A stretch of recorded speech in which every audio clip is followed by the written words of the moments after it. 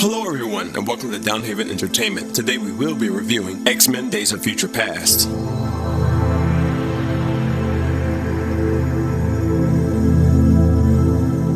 Yes, Bryan Singer, you are the man. Way to come back to the X-Men franchise and show all of these punks how to do an X-Men story. Ever since he left, the franchise just imploded. The studios didn't know what to do, hiring directors and writers left and right just to keep the rights to the X-Men franchise. So we dealt with this abomination until you came back and showed us how to make a good X-Men story. Heck, it didn't even rely on Wolverine as a main star. It was just good storytelling. Then we struck silver with the Wolverine. Started off fantastic, then kind of derailed at the end, but it was still a decent movie experience. Now here we are with X-Men Days of Future Past. Now let's get into the movie. The flick stars Hugh Jackman as Wolverine.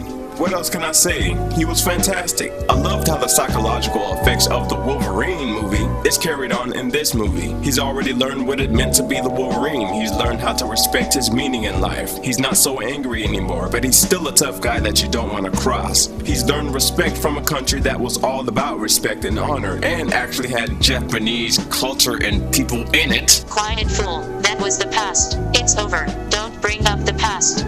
Days of Future Past, if you will. Is this thing on? I'll be here all night, LOL. Superb job. James McAvoy. I love you, man. Every movie I see this guy in, he is that character, and he killed it in this movie. I really felt for his character. He played a broken young Xavier so well, and I could actually see him as a young Xavier. I had no qualms about this guy. Superb job. Jennifer Lawrence. I have officially fell in love with Jennifer Lawrence. She was one of the many highlights in this movie. She captured the awesomeness of the original Mystique perfectly, all at the same time making it her own, and I love to see her in her own solo movie. I mean, she is up there with Hugh Jackman and the Wolverine. Superb job. Peter Dinklage. Let's just say this: Don Cheadle, Gary Oldman, Javier Bardem, Heath Ledger, Peter Dinklage. These actors disappear in a role and become the character and totally forget that these are actors. Let's be honest here. His size is something to consider, and it can take you out of a movie. But in this movie, he was so into his character, he has so much confidence and presence that I wasn't even thinking about his size. It was his character. Superb job. Okay guys, let's move on because I'll be here all day. Now let's talk about what worked for this movie. John Ottman's music. Right from the beginning, that intro, hearing that iconic X-Men music come in so bold and loud and triumphant.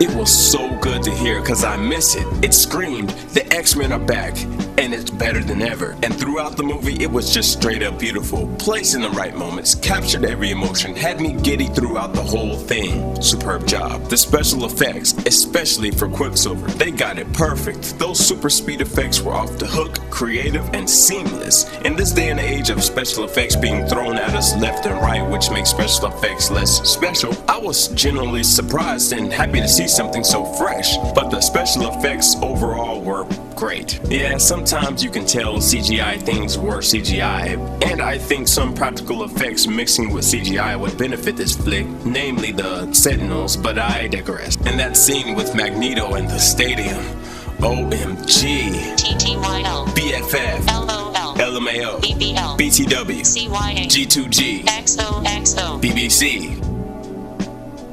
That's disgusting. No, not that. Anyway, special effects. Thumbs up. The scope of this movie. Don't bring up Godzilla. Oh, come on. Stay focused. KK. The scope and depth of the situation was deep and felt kind of epic. It wasn't some situation in America like DC or New York or San Francisco. Hey. It was a worldwide epidemic. We go to Paris, China, America, Vietnam, etc. I loved it. Yes, when we get into the past, we end up in America, but it's logical. This epidemic started in America, but I loved the ramification of the situation affecting the whole world. We saw a glimpse of what New York has become, and our X-Men story easily could have taken place in New York, but we ultimately ended up somewhere in a monastery in China, which shows our characters are smart and on the run, and they also pick up some mutants along the way who are Chinese, Japanese, and black. What a beautiful cast of people we have in this movie. Unlike Godzilla. You suck harder than a vacuum. Smile.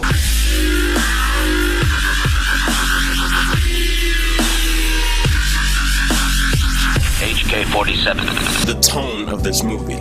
Wow, they never broke the tone in this flick. It was consistent and self-aware. The very thought of Wolverine going back in time to the 70s could have put Wolverine in these wacky situations. He's a fish out of water. What's Logan gonna do now? No, the humor wasn't forced. We laughed because of what the 70s was, the nostalgia of the 70s. It didn't focus on that. Here's the scene. Logan gets some keys with a fuzzy rabbit's foot on it.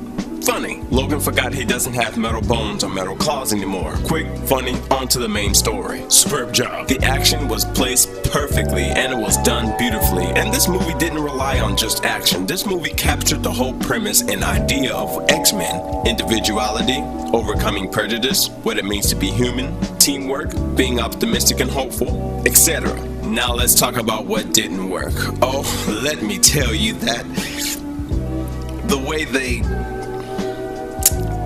thing, I have no issues with this movie. It's everything I was expecting from the trailers and more. This movie, for the most part, fixes those errors from those crappy movies that came before. For example, like Xavier walking in X-Men Origins. It was Xavier putting that projection onto those mutants who needed rescuing, like he did with Mystique in this movie. And as for me, movies like X-Men Wolverine Origins are not canon because it's his own thing. As far as I can tell, it doesn't exist. It's not even real.